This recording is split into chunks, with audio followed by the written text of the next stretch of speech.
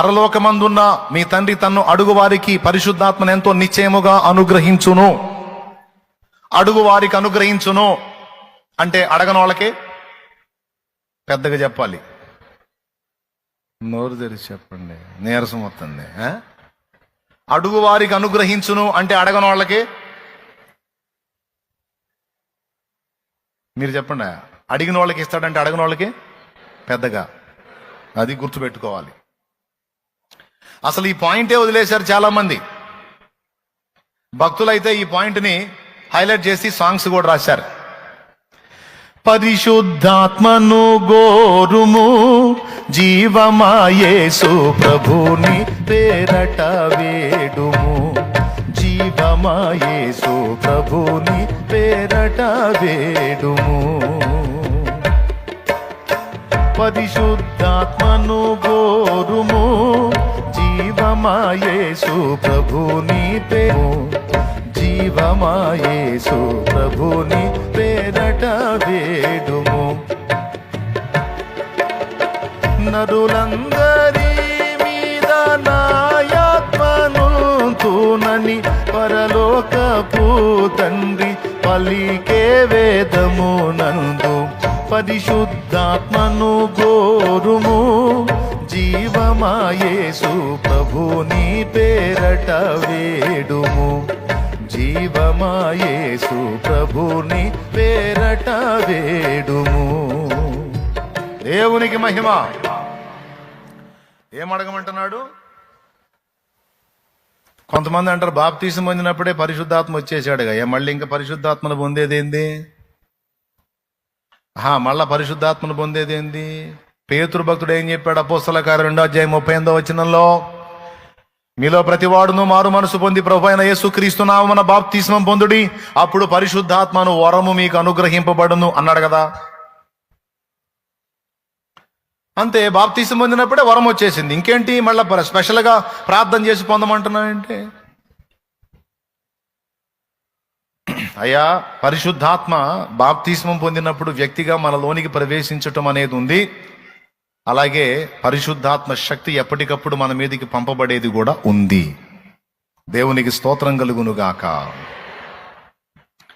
అసలు ఒక వ్యక్తి మారు మనసు పొంది బాప్తిస్మం పొందడం దాకా వచ్చాడంటేనే, పరిశుద్ధాత్మ నడిపింపులో ఉంటేనే గాని ఆడదాకా రాడంట. నిజమే మరి. అది దురాత్మ నడిపించిద్దా బాప్తిస్మానికి? ఒక్కసారి మీరు ఆలోచించండి. ఏ దురాత్మ అయినా మనిషిని బార్ షాపుకు నడిపించిద్దా, బాప్తిస్మాన్ని నడిపించిద్దా? మరి బార్ షాపుకు పోకుండా వాడు బాప్తిస్మానికి వచ్చాడంటే ఏ ఆత్మ చేత నడిపించబడ్డాడు? దురాత్మ వదిలిపోయింది.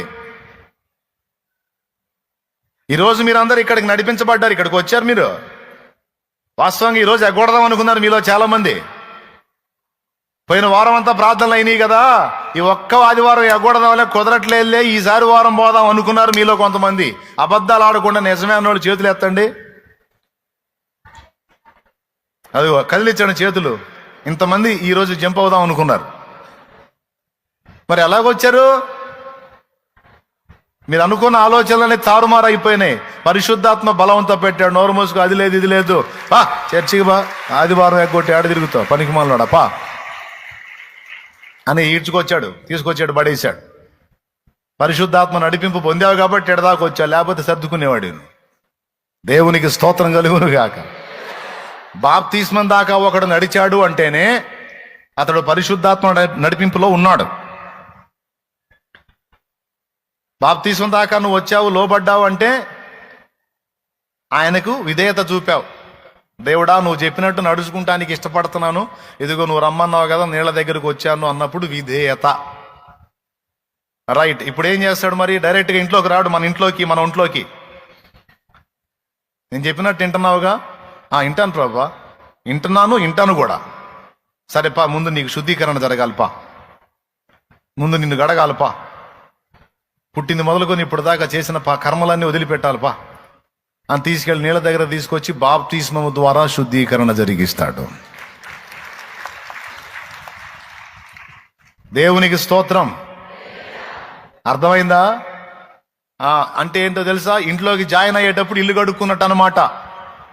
ఎంతమందికి అర్థమైందో ఏమో. ఇప్పుడు ఒక కొత్త ఇంట్లోకి జాయిన్ అవుతున్నాం అనుకో, ఎట్ట పడితే అట్ట ఉన్న ఇంట్లోకి అలాగ వచ్చేస్తామా? అన్నీ శుభ్రం చేసుకోవాలి. కొంతమంది అయితే బాత్రూమ్ 2 సార్లు క్లీన్ చేసుకుంటారు. ఆ ముందున్న వాళ్ళు ఎట్లా చేసిపోయారేమో దరిద్రులని. దేవునికి స్తోత్రం. అన్ని శుభ్రం చేసుకొని క్లీన్గా అన్ని జనులు అయితే పసుపు నీళ్ళు కూడా చల్లుకోండి. అది ఎందుకు భక్తి కార్యక్రమం కాదు. ఆ సిద్ధాంతం ఎందుకు పెట్టారంటే పసుపులో యాంటీబయాటిక్ ఉంటుంది. అది చల్లినప్పుడు ఏదన్నా లోపల తేడాలు ఉంటే మొత్తం తొలగిపోద్ది అన్నమాట, నిర్మూలం అయిపోయింది. శుభ్రంగా కడుక్కొని ఇంట్లో జాయిన్ అవుతాం. అలాగే దేవుడు కూడా ఒక వ్యక్తిలోనికి ప్రవేశించాలనుకున్నప్పుడు ముందు ఆ వ్యక్తి నీళ్ల దాకా రావడానికి ఇష్టపడ్డా లేదా అని గమనిస్తాడు. దేవుని మాటకు లోబడి నీళ్ల దాకా వచ్చాడనుకో, ఆ నీటిలో బాప్తిస్మం ఇచ్చి బాప్తిస్మం ద్వారా యేసు రక్తము చేత వాని పాపాలన్నీ కడిగి శుద్ధీకరించి ఆ తర్వాత ఆ వ్యక్తి లోనికి ప్రవేశిస్తాడు. మన లోనికి వస్తాడు ఆయన. లోనికి వచ్చిన శ్రీమంతుడు, లోనికి వచ్చినటువంటి పరిశుద్ధాత్ముడు ఇక మనతో రోజు ఫ్రెండ్షిప్ లో ఉంటాడు. ఎన్ని రోజుల వరకు ఉంటాడంటే మనం ఎత్తబడిన దాకా మనతో ఉంటాడు ఆయన. 2 విషయాలు చెప్తా. యాత్ర ముగించిన దాకా ఉంటాడు, లేదా ఎత్తబడ్డ దాకా మనతో ఉంటాడు. మనలోనే ఉంటాడు. నేను చెప్పలా? యోహాను సువార్త 14వ అధ్యాయము 16వ వచనం 17వ వచనం చెప్పింది చూడు బైబిల్.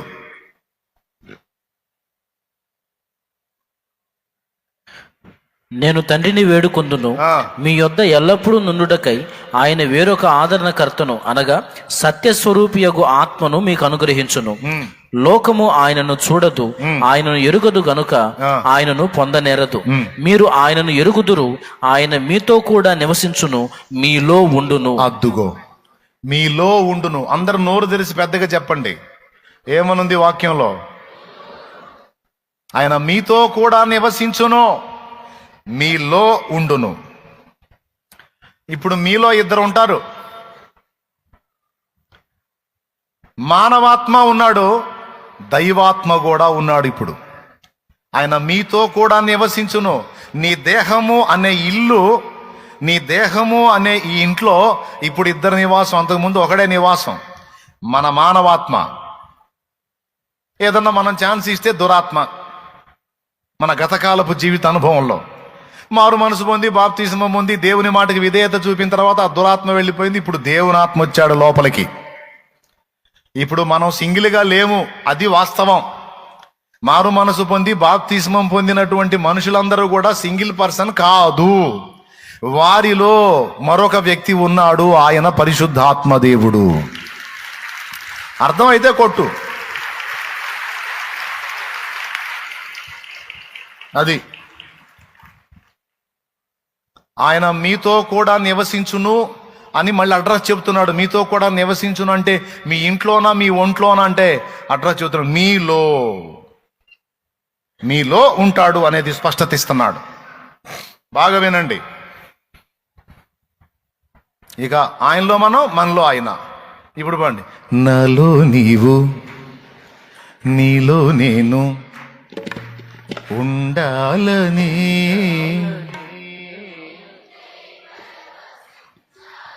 ఇప్పుడు మారాల పాట. ఉన్నామని.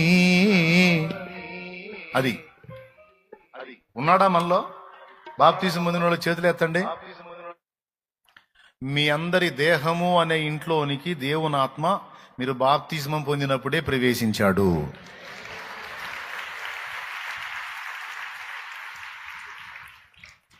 మీలో మళ్ళా కొంతమందికి డౌట్, అన్నా పరిశుద్ధాత్ముడు ఒక్కడే కదా, ఎంతమందిలో ఎట్టుంటాడన్నా? ఇట్లాంటి డౌట్లు వస్తుంటాయి. రావాలి, తప్పులేదు, న్యాయమైన డౌట్లు. ఇట్లాంటి రావచ్చు. లేక మరి పనికిమాల డౌట్లు వేయవాకండి. అంటే కోడిగుడ్డు మీద ఈగలు బీకినట్టు కొంతమంది డౌట్లు వేస్తుంటారు. అట్లా కాదులే కానీ ఇట్లాంటివి రావచ్చు. పరిశుద్ధాత్ముడు ఒక్కడ ఇంతమందిలో ఎలా ఉండగలుగుతాడు అంటే పరిశుద్ధాత్మకు ఆ దేవునికి ఆ సౌకర్యం ఉంది. దేవుడు ఒక్కడే, కానీ ఎంతమంది వ్యక్తులను నిర్మించాడో అంతమంది కొరకు ఎవరికి వాళ్ళకే సపరేట్గా ఆయన ఉండగలడు. అది ఆయనకున్న సౌకర్యం. అది ఎలాగో చెప్తా. ఇప్పుడు మీ అందరిలో శ్వాస ఉందా? ఎంతమందికి ప్రాణం ఉంది? చేతులు ఎత్తండి. అంటే బతికున్న వాళ్ళ శ్వాస తీసుకుంటున్న వాళ్ళందరూ చేతులు ఎత్తండి. గాలి ఒకటే, అది బయట ఉంది, నీ లోపల కూడా ఉంది. ఒకటే గాలి ఈ ప్రకృతిలో ఉన్నట్టు ప్రపంచమంతటా పరిశుద్ధాత్ముడు ఉండగలడు. అదే గాలి వ్యక్తిగతంగా నీలో ఉన్నట్టు మళ్ళా పర్సనల్గా మళ్ళా నీతో ఉండగలడు. ఎందుకంటే ఆయన గాలితో కూడా పోల్చబడ్డాడు. బలముగా వీచే గాలి వాలే మా హృదయాలలోకి రండి దేవా. బలముగా వీచే గాలి వాలే మా హృదయాలలోకి రండి దేవా. రండి రండి రండి రండి పరిశుద్ధాత్ముడా, రండి రండి రండి రండి పరిశుద్ధాత్ముడా, రండి రండి రండి రండి పరిశుద్ధాత్ముడా, రండి రండి రండి రండి పరిశుద్ధాత్ముడా. రండి రండి త్వరగా రండి, రండి రండి మాలో రండి, రండి రండి త్వరగా రండి, రండి రండి మాలో రండి పరిశుద్ధాత్ముడా. స్వాగతం దేవా, పరిశుద్ధాత్ముడా, స్వాగతం దేవా. హల్లెలూయా. చెప్పాలి గట్టిగా, బాగా వినాలి.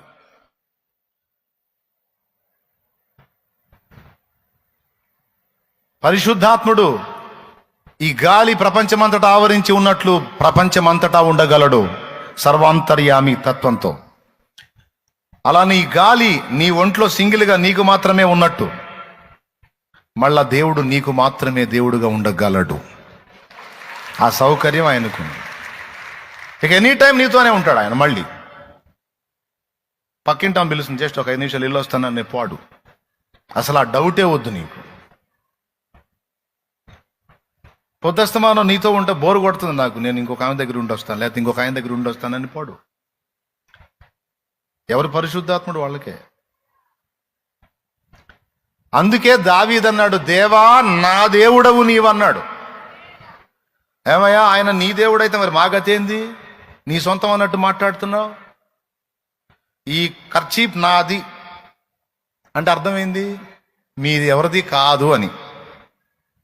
దేవా నువ్వు నా దేవుడవు అంటే మరి మా సంగతి ఏంది? నువ్వు కూడా పోయి కూర్చొని దేవా నువ్వు దావీదు నా దేవుడవు నువ్వు అన్నావు అనుకో, దేవుడు అంటాడు అవును నీకు దేవుడిని అంట. దావీదు అంటే దేవా నువ్వు నా దేవుడు అంటే అవును నీకు దేవుడిని, నీ దేవుడిని అంట.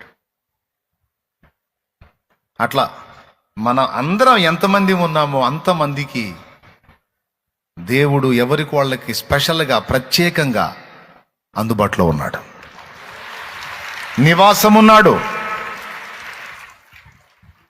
ఆయన అధ్యాయము 1 కొరింథీ పత్రిక 6వ అధ్యాయం 19వ వచనం ఒకసారి చూడు. నీ దేహము దేవుని వలన నీకు అనుగ్రహింపబడి నీలోనున్న పరిశుద్ధాత్మకు ఆలయమై ఉన్నదని మీరు ఎరుగరా. మీరు మీ సొత్తు కాదు, మీరు మీ సొత్తు కారు, విలువ పెట్టి కొనబడిన వారు. గనుక మీ దేహముతో దేవుని మహిమపరచుడి. చూడండి, మీ దేహము అని విడగొట్టాడు సింగిల్గా. దేహము నీ దేహమే, నీ దేహమే, నా దేహమే. ఇప్పుడు చెప్పండి, ఎవరికి వాళ్ళకి సపరేట్గా శరీరం ఉంది అంటే ఎవరి ఇల్లు వాళ్ళదే అన్నట్టు ఎవరి శరీరం వాళ్ళదే. ఆయన మీతో కూడా నివసించును, మీలో ఉండునంటే ఆయన మనతో కూడా నివసిస్తాడు, మనలో నివసిస్తాడు. Praise the lord. ఎప్పుడొచ్చాడు మన ఇంటికి? ఎప్పుడొచ్చాడండి ఆ పెద్ద మనిషి మన ఇంటికి? ఎప్పుడైతే మొదటి మాటకు విధేయత చూపి లోబట్టం మొదలు పెట్టామో, ఆ లోబడుటను చూచి నీళ్ళ దగ్గర బాప్తిస్మం పొందు, కడిగేసుకో, వస్తా, నీతోనే ఉంటా. అట్లయితే రా ప్రభా, రాయ్యా, తప్పకుండా కడిగేసుకుంటా ప్రభా, శుద్ధీకరణ పొందుతా ప్రభా. వచ్చి పొందావు. పొందిన నాడు నీలోనికి ప్రవేశించి నీ ఇంట్లో, దేహము అనే నీ ఒంట్లో కూసున్నాడు ఆయన. ఎవరు ఒప్పుకున్నా ఒప్పుకోపోయినా, నమ్మినా నమ్మకపోయినా, నువ్వు మాత్రం నమ్మాలి ఇది.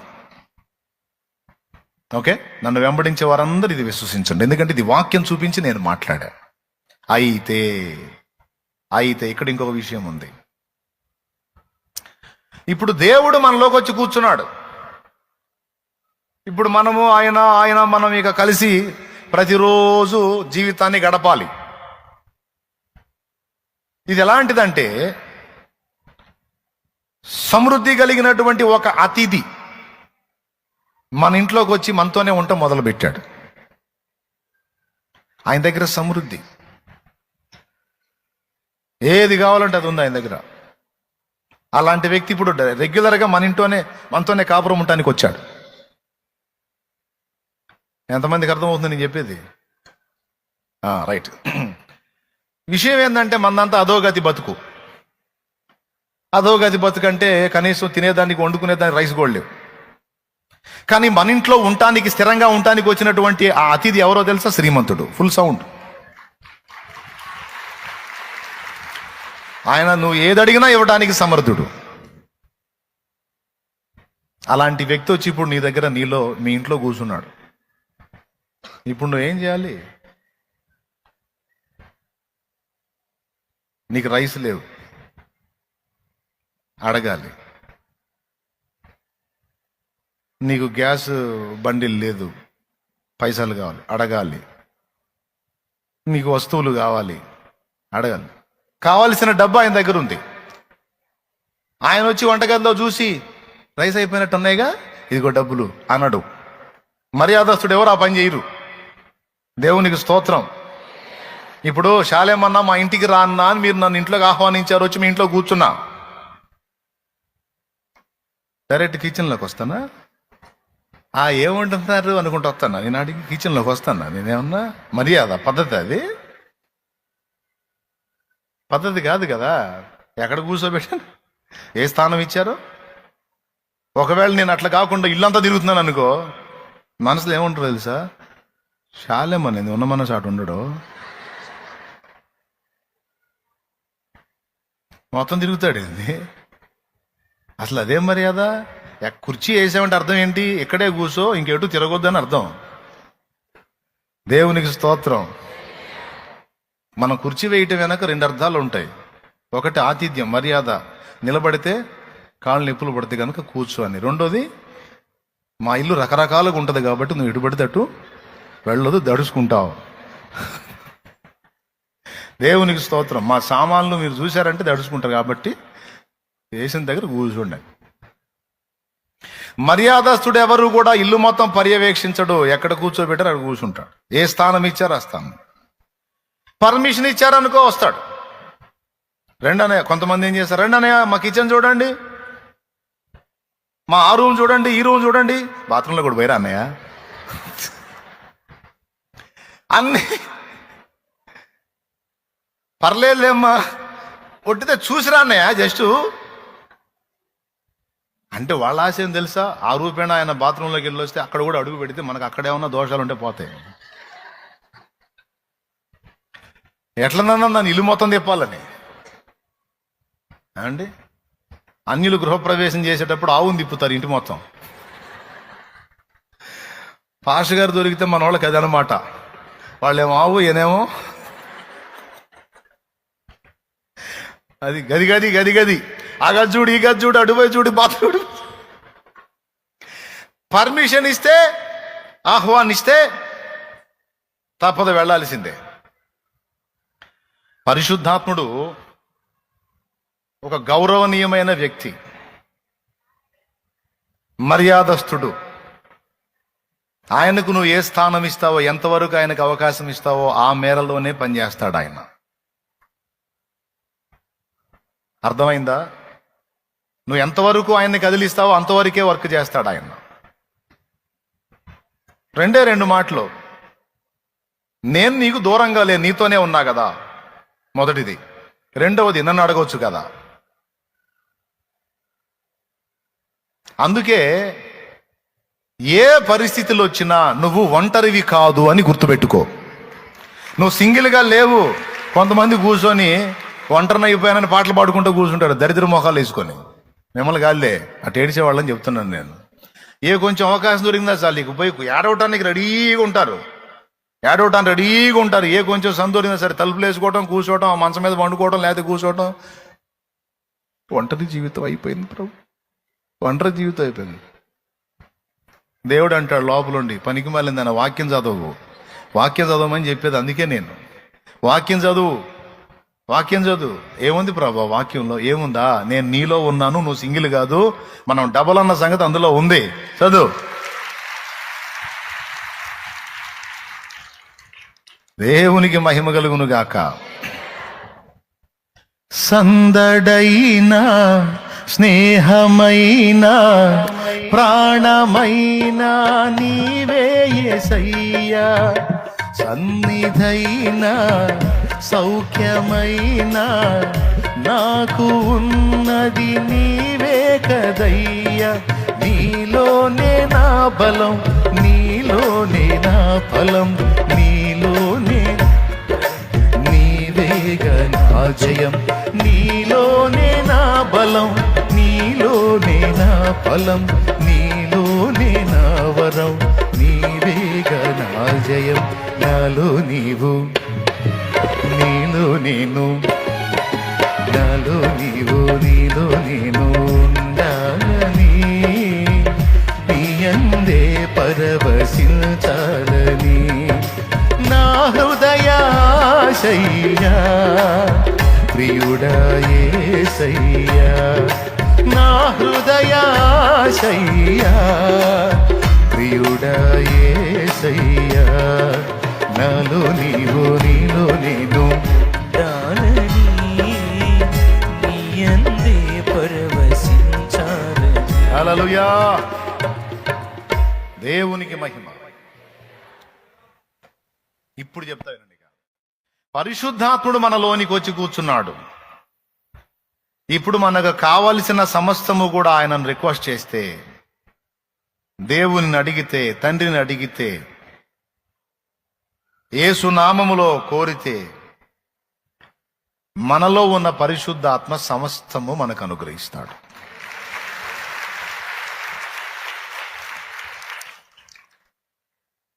ప్రభు నామంలో మనం అడగాలి తండ్రిని. అర్థమైందా? ప్రభు నామంలో తండ్రిని అడగాలి, ప్రభు నామంలో పరిశుద్ధాత్మను అడగాలి. ఇప్పుడు మనలో కూర్చున్నటువంటి పరిశుద్ధాత్ముడు అనే వ్యక్తి మనకు అవసరమైన శక్తిని ఎల్లా నింపుతా ఉంటాడు, అడిగినప్పుడు మాత్రమే. అడిగినప్పుడే. ఇప్పుడు మీరు మీ ఇంట్లో నన్ను కలిగి ఉన్నారు అనుకోండి, ఏదన్నా అత్యవసర సలహా అవసరమైంది, అడిగితే ఇస్తా, లేకపోతే మౌనంగా ఉంటా. ఎందుకంటే నాకు సిగ్గుంది కాబట్టి, పద్ధతి ఉంది కాబట్టి. అలా కాకుండా మీరు తర్జన పడుతుంటే నేను వచ్చి నేను చెప్పేదా అనను. మీరేదో అర్థం కాక కొలికొచ్చి అన్నను అడుగుదామని నా దగ్గరకు వచ్చి నన్ను అడిగితే, దానికి ఇలా చేయండి అని చెప్పి నేను ఆలోచన చెప్తా. పరిశుద్ధాత్మ దేవుణ్ణి ప్రతి విషయమును గూర్చి మనం ఆశ్రయించాలి. అందరూ వినండి, ఇది దయచేసి ఎవరు మిస్ అవ్వద్దు. లైవ్ లో ఉన్నోళ్ళు కూడా వినండి, తర్వాత వినేవాళ్ళు కూడా ధన్యులు. ఈ నూతన సంవత్సరం మొదటి ఆదివారం దేవుడు నా నుండి పలికిస్తున్నటువంటి ఈ సందేశము, దేవునికి ప్రార్థన చేసుకొని దేవుని అడిగి నీ వాక్కు పంపమని అడిగి మరి వచ్చి కూర్చున్నాయడ. దేవునికి స్తోత్రం కలుగును గాక. నేనేదో ఆలోచించుకొని ఏదో ఒకటి రెడీ చేసుకొని రాసుకొని రాలా. నువ్వేం పంపుతావో పంపు. ఈ శుభవేళ నీ బిడ్డలకి ఏం వాక్కు పంపుతావో పంపు. నీ వాక్యము చేత నింపమని చెప్పి వచ్చాను. దేవుడు పలికిస్తున్న మాటలు పలుకుతున్నా. ఆత్మ మనలో నివాసం ఉంటాడని లేఖనంలో మీకు చూపించా. అంతేకాదు తండ్రిని మనం అడగాలనే రిక్వెస్ట్ కూడా, మన రిక్వెస్ట్ చేయాలనే సంగతిని కూడా నేను మీకు చూపించా. అడిగినప్పుడు తండ్రి ఏం చేస్తాడట? తన పరిశుద్ధాత్మను ఎంతో నిశ్చయముగా అనుగ్రహిస్తాడు. మన మీదికి దేవుడు పంపే శక్తి కూడా పరిశుద్ధాత్మ అనే రాయబడింది బైబిల్లో. అది తేడా. పరిశుద్ధాత్మ అనే వ్యక్తి వచ్చి మనలో కూర్చున్నాడు కదా. ఇప్పుడు మనం తండ్రిని అడిగినప్పుడు మనలో ఉన్న ఈ వ్యక్తే సమస్తమును మనకు నెరవేరుస్తాడు. అయితే ప్రతిదీ కూడా మనం అర్జీ పెట్టుకోవాలి. ఉన్నాళ్లే బాప్తీసం పొందినప్పుడు వచ్చాడుగా ఆయనే చూసుకుంటాళ్ళంటే కుదరదు. ఆయనే చూసుకుంటాళ్ళని నేను బజార్లో అమ్మిడి తిరుగుతా అంటే కుదరదు. ఆయనే చూసుకుంటాళ్ళని నేను ప్రార్థన చేయాలంటే కుదరదు. ఆయనే చూసుకుంటా అంటే ఆ లోపల ఉన్న ఆయన చెబుతుంటాడు. లోపల ఉన్నాడే పాపం ఆయన చాలా గొప్పోడు. ప్రార్థన చేయరా రబ్బాయి, లేరా ప్రార్థన చేయరా.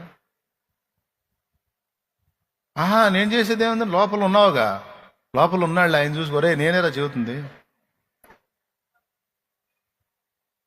అరవగాక లోపల ఉన్నాళ్ళు ఆయన చూసుకుంటారు, రే నేనే చెబుతుంది. అమ్మా ప్రార్థన చేయరా తల్లి, ఎందుకురా మల్లగులాలు పడతావు, వెళ్ళిరా మోకాళ్ళు లేరా, తండ్రిని అడుగురా, పర్మిషన్ దొరికిద్ది, కార్యాలు జరుగుతాయి, నేను చేస్తాను, అక్కడ నువ్వు అర్జీ పెట్టుకో.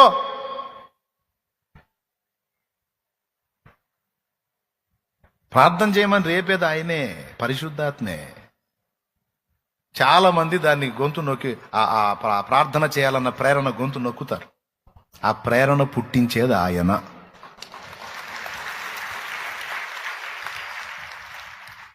అర్థమైందా? మనలో ఉండి ఆ ప్రేరణ పుట్టించేది ఆయన. పొద్దున్నే ప్రార్థన చేసుకుని వాక్యం చదవకుండా అడవడికి వెళ్ళావు అనుకో, దినమంతా మాట్లాడుతూనే ఉంటాడు లోపలుండి. ఇవాళ వాక్యం చదవాలా, ఇవాళ వాక్యం చదవాలి, ఈరోజు వాక్యం చదవాలా. వాక్యం చదవకపోతే ఎట్లా, నువ్వు ఎట్లా బలంగా ఉంటావు, ఎలా హెచ్చరిక పొందుతావు? నువ్వు వాక్యం చదివి ఆ వాక్యాలను హృదయంలో తీసుకుంటే అత్యవసరమైనప్పుడు ఆ వాక్యాలు చూపించి నేను నిన్ను కంట్రోల్ చేయగలుగుతా. నువ్వు సరుకును సమకూర్చుకోవట్లా, నిర్లక్ష్యంగా తిరుగుతున్నావు. నువ్వు వాక్యం వింటలా, సినిమా పాటలు వింటున్నావు, నిద్రమోహోడా. నిద్రమోహోడా, నువ్వు వాక్యం చదవట్లా, సినిమా పాటలు వింటున్నావు, సినిమా స్టోరీలు చూస్తున్నావు, చెత్తతో నింపుకుంటున్నావు. సాతాను కుట్ర జరుగుతుంది నీ మీద. ఎక్కడెక్కడ చెత్తతో నింపుకుంటున్నావు, ఎక్కడెక్కడ లోకంతో నింపుకుంటున్నావు. నీ హృదయంలో నా వాక్యమునకు స్థలము లేదు, దెబ్బతింటావు.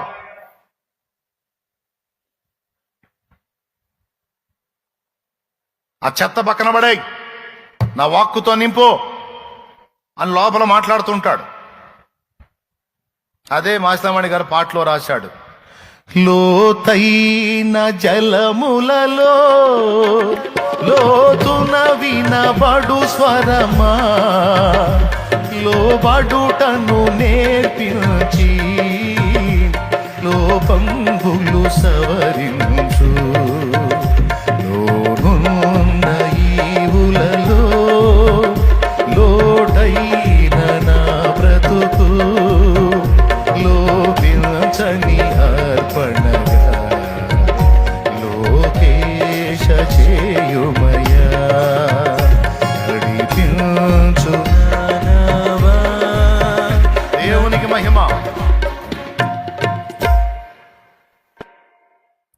పరిశుద్ధాత్మ ప్రేరేపిస్తాడమ్మా లోపల.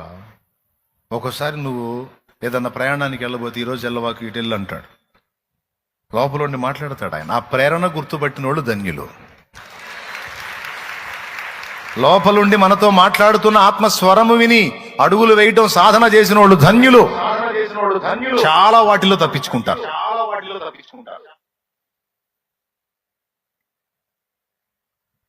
అడగండి, శక్తిని ఇవ్వని అడగండి అంటాడు లోపలుండి. ఇప్పుడు ఆశ్చర్యం చెప్పనా, మీరు లోపలుండి చెవితి ఎంటలేదని ఇప్పుడు బయటకు వచ్చి నాలోకి వచ్చి మీతో మాట్లాడుతున్నాడు.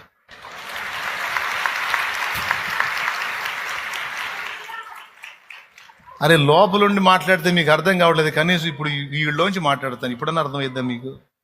నేను చెప్పింది చేయండి అర్రా నాయన అంటాడు ఆయన. సమస్త సమస్యలకు పరిష్కారం నీవు పొందుతావు, నీవు దేవుని ఆశ్రయించిన ఎడల.